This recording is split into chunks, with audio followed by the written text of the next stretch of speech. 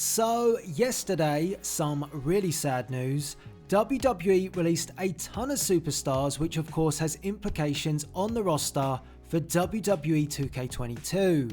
It was confirmed by WWE that Mickie James, Peyton Royce, Billie Kay, Chelsea Green, Wesley Blake, Tucker, Kalisto, Bo Dallas, Mojo Rawley, and wait for it, Samoa Joe have all been released. Out of those 10 superstars, 9 have featured in WWE games in the past, with 8 of them being in the previous installment, 2K20. For Chelsea Green, she would have been a debutant for the franchise if she would have appeared in 2K22, and Wesley Blake may or may not have been involved in the roster, considering WWE's use of Blake over the past 6 to 12 months. Clearly there are some big names in this list and fan favourites, such as Mickie James, a legend of the women's division and still an outstanding performer to this day. The Iconics, Billie Kay and Peyton Royce, will also be missed, as both had huge potential, but WWE chose not to fulfill that potential on the main roster. But the biggest loss is Samoa Joe. Many WWE games players will be left scratching their head right now, reviewing their current universe mode.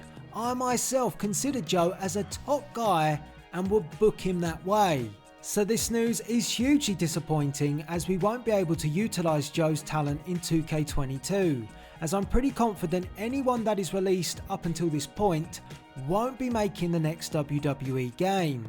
It's also slightly concerning the amount of superstars that have been released by WWE since March of 2020. At the very beginning we saw Kurt Angle part ways, future talent like EC3, gone, and many other mid-carders that went too.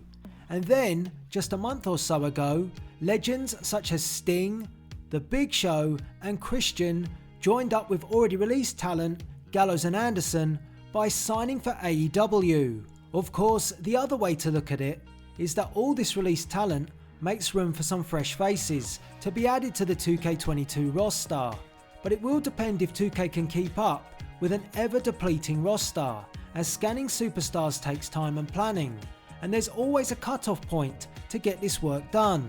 So let me know your thoughts on these WWE releases and which talent you will miss the most come 2K22. So far for me, Joe is a huge loss, so is Mickie James. Kurt Angle might still sneak his way in, but will be missed if he remains out of contract with WWE.